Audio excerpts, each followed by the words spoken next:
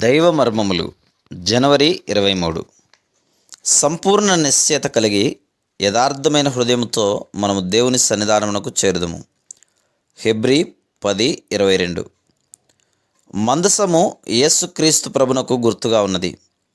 ఆ మందసము చివరికి దాని స్థలమునకు వచ్చినప్పుడు మనము గొప్ప సంతోషముతో నింపబడదుము.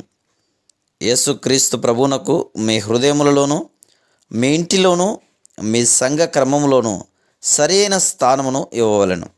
ఆ రీతిగా ఉన్నప్పుడే గొప్ప సంతోషము అక్కడ ఉండును. దావీదు అనేక యుద్ధములను జయించెను, కానీ వాటిలో ఏదియు తాను అరౌనా యుద్ధ కొన్న ఆ స్థలమునకు విశ్రాంతి నిమిత్తమై దేవుని మందసమును తీసుకొని వచ్చినప్పుడు ఆయనకు కలిగినంత సంతోషమును కలిగించలేదు.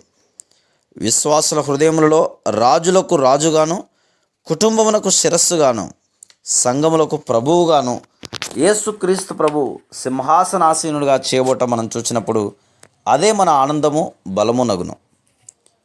మనం ఎల్లప్పుడూ 3 సంగతులను గమనించవలను.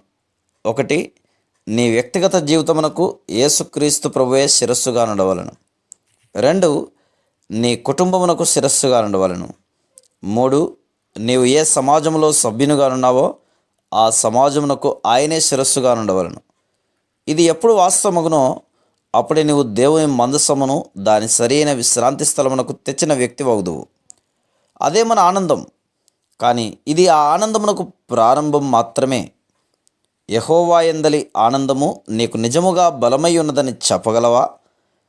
దేవుని హృదయమును నీవు అంతకంతకు ఎక్కువగా గ్రహించగలుగుచున్నందున నీ ఆనందము అధికమగుచున్నదని నీవు చెప్పగలవా? Praise the lord.